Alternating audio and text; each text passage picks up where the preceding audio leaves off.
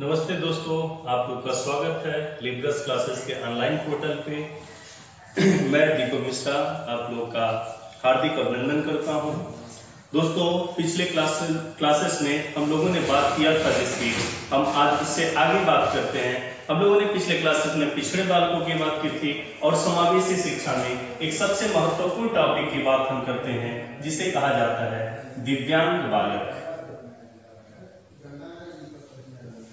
दिव्यांग बालक। दोस्तों, दिव्यांग कौन है, विकलांग बालक किसे कहते हैं? तो सबसे पहले बात आती है कि वह बालक जिनमें सामान्य बालकों की अपेक्षा शारीरिक, मानसिक तथा संवेगात्मक अक्षमता पाई जाती है, उन बालकों को हम लोग दिव्यांग बालक कहते हैं। कौन कौन से बालक? कि ऐसे बालक जिनमें सामान्य बालकों की अपेक्षा शारीरिक,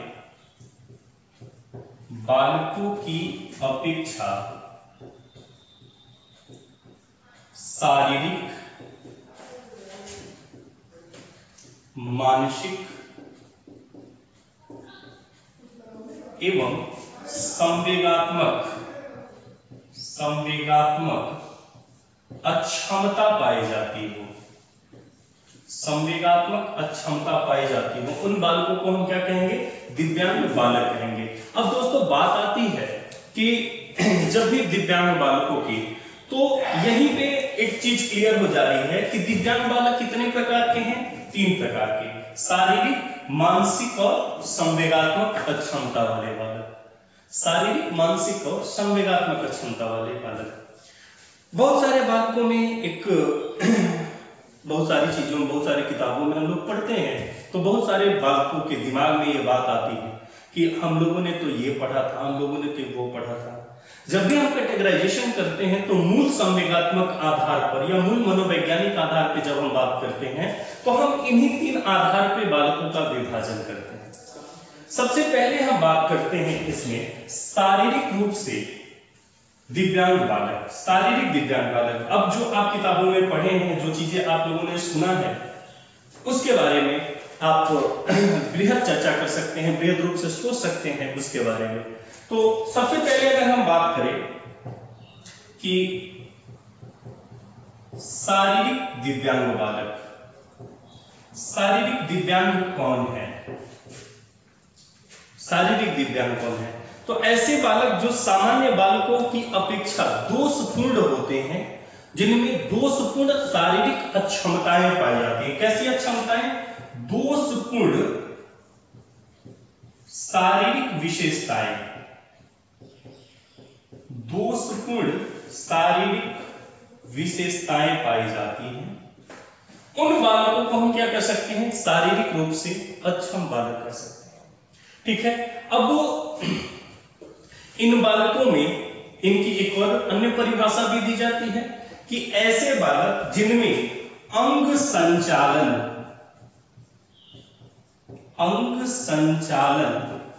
की कमी पाई जाती हो। अंग संचालन की कमी पाई जाती है। एक है दोषपूर्ण शारीरिक विशेषता पाई जाती है, दूसरा अंग संचालन की कमी पाई जाती है, उनको भी हम क्या कहेंगे? शारीरिक रूप से दिव्यांग बालक कहेंगे। तो इन बालकों में शारीरिक रूप से दिव्यांगता के कारण इनकी ज्ञानेंद्रियों की प्रवृत्ति जो होती है वह प्रभावित होती है, और इन ज्ञानेंद्रियों की प्रवृत्ति के आधार पर हम इन बालकों को कई सारे भागों में विभाजित करते हैं। जैसे कि सबसे पहले हम बात करते हैं अंग संचालन दोष युक्त बालक। सबसे पहली बात हम करते हैं अंग संचालन दोष युक्त बालक कि अंग संचालन दोष युक्त बालक कौन है? तो ऐसे बालक जिनमें शारीरिक विकार पाए जाते हैं। बहुत सारे ऐसे शारीरिक विकार हैं, जैसे पोलियो के कारण कुछ बालक हो गए, पैरालाइज हो गए कुछ बालक। जिन बालकों में कई सारे ऐसे रोग होते हैं, जिन बालकों में ऐसी प्रवृत्तियां पाई जाती हैं जो सामान्य बालकों की अपेक्षा, जिनमें समायोजन की कमी पाई जाती है, जो अपना अंग संचालन नहीं कर पाते हैं, उन बालकों को हम किस श्रेणी में रखेंगे? तो उन बालकों को हम रखते हैं अंग संचालन दोषयुक्त बालक की श्रेणी में। अब इस अंग संचालन दोष युक्त बालकों को एक सामान्य भाषा में, एक सामान्य बात में हमारी किताबों में लिखा जाता है अस्थिबाधित बालक, और यही हमारी किताबों में भी, तो ये हमारी किताबों में सामान्य भाषा में लिखा होता है अंग संचालन दोष युक्त बालकों को अस्थिबाधित बालक, इसी रूप में हम लोग को पढ़ते भी हैं। अब अस्थिबाधित बालक जो होता है, अस्थियों में जो रोग होते हैं, जो दोष पाया जाता है, उन दोषों के कारण, जैसे एक रोग होता है सीपी रोग, अब ऐसे बालकों में क्या होता है, इनके कमर के नीचे का हिस्सा काम नहीं करता है। दूसरा होता है पोलियो, ये काफी फेमस है। तो पोलियो में क्या होता है, इसका एक अंग विशेष काम नहीं करता है। इसके बाद होता है पैरालाइज, आधा शरीर बालकों का काम नहीं करता है। ऐसे बालक जो भी होते हैं जिनमें किसी विशेष प्रकार की बीमारी के कारण जो समस्याएं उत्पन्न होती हैं, जो सामान्य बालकों से उन बालकों को अलग करती हैं, इन बालकों को किस रूप में हम रखते हैं, अस्थिबाधित बालकों के रूप में रखते हैं। दूसरे प्रकार के कौन से बालक आते हैं, इसमें आते हैं दृष्टि दोष युक्त बालक, दृष्टि दोष युक्त बालक। अब दृष्टि दोष युक्त बालकों में दो श्रेणियां विभाजित होती हैं, जिसकी पहले वीडियो में मैंने चर्चा की थी इसकी, कि दृष्टि दोष युक्त जो बालक होते हैं इसमें दो श्रेणियां विभाजित होती है। कौन कौन सी? तो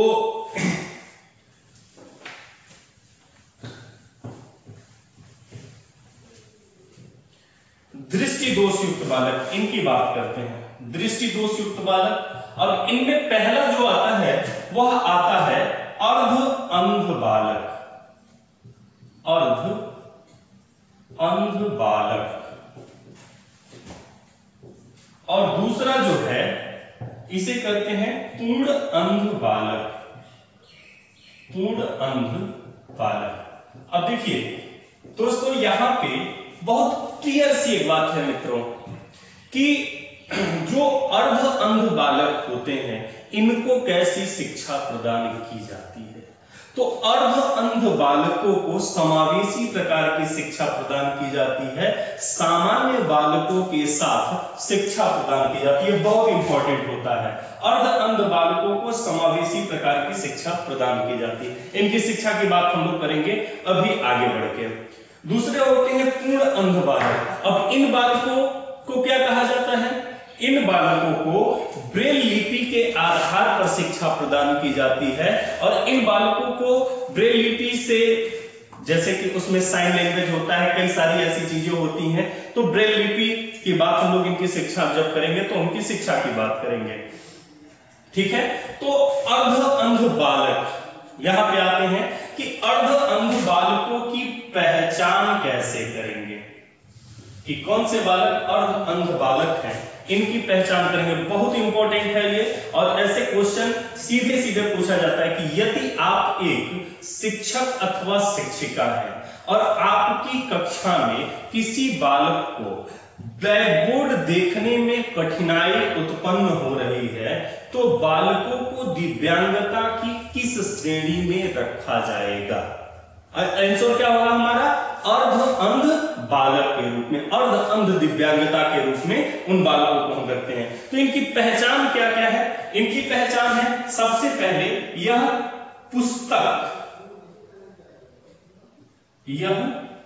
पुस्तक झुक कर पढ़ते हैं, झुक कर पढ़ते हैं। सबसे पहली इनकी पहचान यही है। ये पुस्तक को क्या करते हैं? एकदम झुक के ऐसे किताबों में एकदम सट के पढ़ते हैं, ठीक है। दूसरा, आंखों को बार बार मलते हैं। क्या करेंगे ये? आंखों को बार बार मलते हैं। तीसरा पॉइंट आता है जब इनमें, कि तीसरा पॉइंट में तीसरा ऐसी कौन सी विशेषता होगी? तो तीसरा विशेषता होता है इनको कि ब्लैक बोर्ड पर लिखा पढ़ने में कठिनाई होती है, कठिनाई होती है। ब्लैक बोर्ड पर लिखा पढ़ने में क्या होगी, इनको कठिनाई होगी। तो ऐसे बालकों को शिक्षा प्रदान करने के लिए आप क्या करेंगे एक शिक्षक के रूप में। अब इनके साथ साथ हम इनकी शिक्षा की भी यहीं पे बात कर लेते हैं कि अंध बालकों की, अभी इसके बाद हम पूर्ण अंध बालकों की बात करेंगे।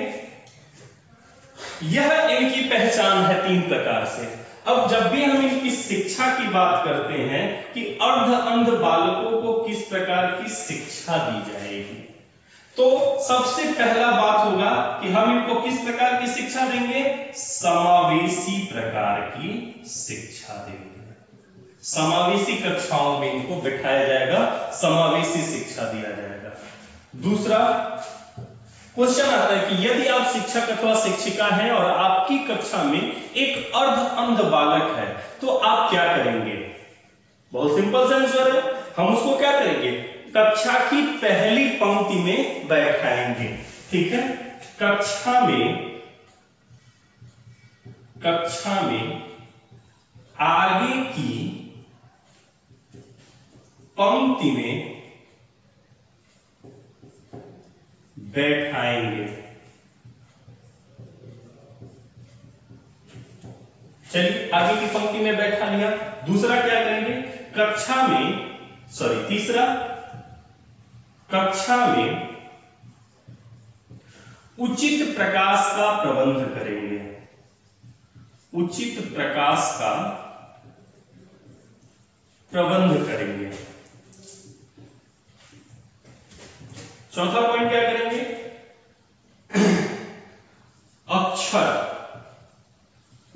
अक्षरों को बड़ा बड़ा लिखेंगे।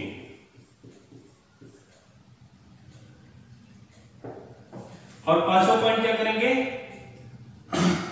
अभिभावकों से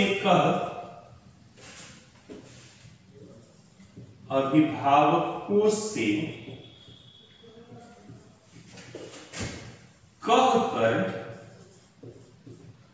ऐनक का प्रबंध कराएंगे। ऐनक का प्रबंध कराएंगे। ऐसे बालकों को शिक्षा प्रदान करने के लिए हम 5 प्रकार की बातें करते हैं। सबसे पहले बालकों को समावेशी प्रकार की शिक्षा दी जाएगी। दूसरा, कक्षा में आगे की पंक्ति में बैठाएंगे। तीसरा, कक्षा में उचित प्रकाश का प्रबंध करेंगे। चौथा, अक्षरों को बड़ा बड़ा लिखेंगे। और पांचवा, अभिभावकों से कहकर ऐनक का प्रबंध कराएंगे। और इस प्रकार से हम अर्ध अंध बालकों को समावेशी शिक्षा प्रदान करेंगे। तो एक कॉन्सेप्ट है ये कि बालकों की पहचान कैसे की, 3 आधार पे। बालकों को शिक्षा कैसे दिया, 5 आधार पे। तो आई थिंक आप लोग को इसमें कोई दिक्कत नहीं होगी, कोई परेशानी नहीं होगी। आगे की बात करते हैं हम लोग अंध बालकों की। अंध बालक सामान्य बातों में जब भी हम लोग कहते हैं कि अंध बालक कौन है,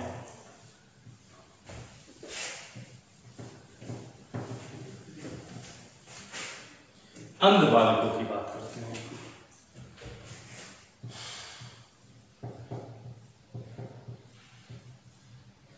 अंध बालक, अंध दिव्यांगता, और इसी को कहते हैं संपूर्ण अंध बालक। तो जब हम संपूर्ण अंध बालकों की बात करते हैं तो इसमें एक सबसे महत्वपूर्ण बात आती है कि इन्हें विशिष्ट शिक्षा दी जाती है। कैसी शिक्षा दी जाएगी, विशिष्ट शिक्षा। पहचान इनकी कुछ नहीं है, पहचान तो एकदम क्लियर है। जिन बालकों को दिखाई नहीं देगा वो अंध बालक होंगे। तो इनको कैसी शिक्षा प्रदान की जाएगी, विशिष्ट शिक्षा। किस शिक्षण विधि द्वारा, ब्रेल लिपि द्वारा, ब्रेल लिपि द्वारा। ठीक है, बस ये 2 पॉइंट है अंध बालकों की शिक्षा। दूसरा बात आती है हमारी कि जब हम शारीरिक रूप से दिव्यांग बालकों की बात करते हैं तो पहला तो हमारा ये अंध बालक हो गए। दूसरी बात आती है जब हमारी, तो हम उसमें कहते हैं श्रवण दोष युक्त बालक, यानी कि जो बालक जिन्हें सुनने की अक्षमता हो, जिनमें, तो दूसरा है श्रवण दोष युक्त बालक। श्रवण दोष युक्त बालक। अब ये बालक कौन है? श्रवण दोष युक्त बालक कौन है? तो ऐसे बालक जिनमें सुनने की अक्षमता पाई जाती है। सुनने की अक्षमता पाई जाएगी तो इन बालकों को क्या कहेंगे? श्रवण दोष युक्त बालक कहेंगे। अब देखिए, सुनने की अक्षमता पाई जाना या जिन बालकों को कम सुनाई देता हो, तो उनको जब हम शिक्षा प्रदान करते हैं तो उन्हें हम सामान्य बालकों के साथ शिक्षा प्रदान करते हैं। अब इनमें लेखन में सहायता प्रदान की जाती है तथा अवलोकन के आधार पर इनका समय समय में परीक्षण किया जाता है। तो आप लिख सकते हैं कि ऐसे बालक जिनमें सुनने की अक्षमता पाई जाती हो, ऐसे बालक जिनमें सुनने की अक्षमता पाई जाती हो, श्रवण दोष युक्त बालक कहलाते हैं। इनको समावेशी आधार पर शिक्षा प्रदान किया जाता है, लेखन में सहायता प्रदान किया जाए तथा अवलोकन के आधार पर समय समय पर परीक्षण कराया जाए, यही इन बालकों की विशेषता होती है। फिर से सुन लीजिए, लेखन में सहायता प्रदान किया जाए तथा अवलोकन के आधार पर समय समय पर परीक्षण किया जाए। ठीक है, इसके बाद बात आती है वाणी दोष युक्त बालकों की। तीसरे बालक हैं वाणी दोष युक्त बालक। वाणी दोष युक्त बालक। तो वाणी दोष युक्त बालक कौन है? ऐसे बालक जिनमें बोलने की अक्षमता पाई जाती हो, इन बालकों को वाणी दोष युक्त बालक कहते हैं। तो दोस्तों, वाणी दोष युक्त बालक हैं जिनकी एक विशेष प्रकार की समस्या पाई जाती है। वाणी दोष युक्त बालकों में देखिए गर्मी भी हो रहा है। चलिए तो बात करते हैं हम लोग वाणी दोष युक्त बालकों की, कि यह एक प्रकार की समस्या है जिसमें बालकों को बोलते समय कठिनाई होती है। तो बोलने की कठिनाई दो तरीके की होती है। वाणी दोष युक्त बालक मुख्यतः दो प्रकार के होते हैं, ठीक है, जिसमें पहले बालक हैं जिन्हें हम कहते हैं वाणी दोष युक्त बालक, और दूसरे होते हैं जिन्हें हम कहते हैं मूक बधिर बालक। मूक बधिर बालक। तो सबसे पहले हम बात करते हैं वाणी दोष युक्त बालक कौन होते हैं। तो ऐसे बालक जिनको बोलने में कठिनाई का अनुभव होता है, बोलने में कठिनाई होती है, ऐसे बालकों को हम किस श्रेणी में रखेंगे? वाणी दोष युक्त बालकों की श्रेणी में रखेंगे। अब वो बोलने में कठिनाई, बात तो थोड़ा सा कंफ्यूजनल लगता है कि अब बोलने में क्या कठिनाई हो सकती है। होती है दोस्तों, बोलने की कठिनाई क्या है कि ऐसे बालक जिनमें हकलाना, तुतलाना और अस्पष्ट उच्चारण करना, शब्दों का सही तरीके से शब्दों का उच्चारण न होना और अस्पष्ट उच्चारण होना, या फिर अटक अटक के बोलना, ये सभी श्रेणियां जो होती हैं यह वाणी दोष युक्त बालकों में आती हैं। क्या क्या? हकलाना, तुतलाना, अटक अटक कर बोलना, अटक अटक कर बोलना, ठीक है, अस्पष्ट उच्चारण, अस्पष्ट उच्चारण। ऐसे बालकों को हम किस श्रेणी में रखेंगे? वाणी दोष युक्त बालकों की श्रेणी में रखते हैं, ठीक है। तो इन बालकों में एक, जब सही तरीके से अपनी बातों को नहीं रख पाते हैं तो इन बालकों में हीन भावना विकसित होती है, और वही हीन भावना इन बालकों में क्या करती है? संवेगात्मक और स्थिरता लाती है। एक एक शब्द को ध्यान से सुनिएगा।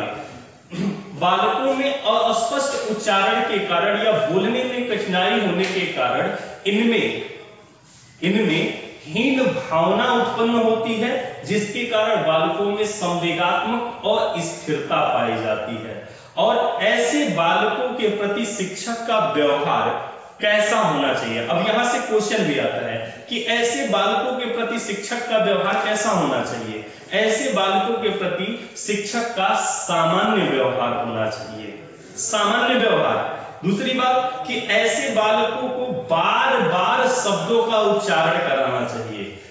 तीसरी बात, कक्षा के अतिरिक्त शब्दों के उच्चारण में बालकों को सहायता प्रदान करनी चाहिए। चौथी बात, बोलने के लिए प्रोत्साहित करना चाहिए। और पांचवी बात, शल्य चिकित्सा के लिए अभिभावकों से कहना चाहिए। तो 5 बातें इसमें है। देखिए 5 बातें इसमें है। सबसे पहले बालकों के प्रति सामान्य व्यवहार रखना चाहिए। दूसरी बात, बालकों को शब्दों का बार बार उच्चारण करना चाहिए। तीसरी बात, कक्षा के अतिरिक्त बालकों को समय देना चाहिए। चौथी बात, बोलने के लिए प्रोत्साहित करना चाहिए। और पांचवी बात, शल्य चिकित्सा के लिए अभिभावकों को कहना चाहिए। और यह 5 बातें वाणी दोष युक्त बालकों को उनके दोष से मुक्त करने में सहायता प्रदान करती है। अब हम बात करते हैं हमारे इस टॉपिक के अंतिम इसके मुख्य बिंदु की, और यह है मूक बधिर बालक। मूक बधिर बालक कौन होते हैं? वह बालक जिनमें बोलने और सुनने दोनों की अक्षमता पाई जाती है, उसे मूक बधिर बालक कहते हैं। और इन बालकों को विशिष्ट प्रकार की शिक्षा दी जाती है। देखिए 2 प्रकार के बालक हैं, अंध बालकों को विशिष्ट शिक्षा और मूक बधिर बालकों को विशिष्ट शिक्षा। इन बालकों को विशिष्ट शिक्षा प्रदान की जाती है। और इस विशिष्ट शिक्षा का प्रारंभ किया था अमेरिका में जॉन ट्रेसी ने इस विशिष्ट शिक्षा का प्रारंभ किया था। इस शिक्षा को कहा क्या जाता है? इस शिक्षा को कहा जाता है सांकेतिक शिक्षा। इस शिक्षा को कहा जाता है सांकेतिक शिक्षा। सांकेतिक शिक्षा क्या है? सांकेतिक शिक्षा। अब इसे कहा क्या जाता है? सांकेतिक शिक्षा है क्या? तो दोस्तों बात करें यदि हम सांकेतिक शिक्षा की, तो सांकेतिक शिक्षा क्या है समझिएगा। जैसे कि इनकी एक शिक्षा होती है A B C D E F G H, ऐसे क्या है एक एक वर्ड के लिए एक एक साइन बना के, इसी को साइन लैंग्वेज कहा जाता है। और इसी साइन लैंग्वेज में जॉन ट्रेसी ने प्रारंभ किया था मूक बधिर बालकों की शिक्षा। ऐसे बालकों को सहानुभूतिपूर्ण व्यवहार की विशिष्ट आवश्यकता होती है। इन बालकों को सामान्य बालकों से अलग विशिष्ट प्रकार की शिक्षा दी जाती है। तो दोस्तों आज हम लोगों ने बात किया जिन भी श्रेणी पर, जिन भी टॉपिक पे, आप लोग इसका विशिष्ट अध्ययन कीजिएगा। यह बहुत ही इंपॉर्टेंट है सीटेट की एग्जाम के लिए। और अगर किसी प्रकार की कोई समस्या होती है तो आप कमेंट बॉक्स में कमेंट कीजिए, हम आपके साथ हैं। नमस्ते।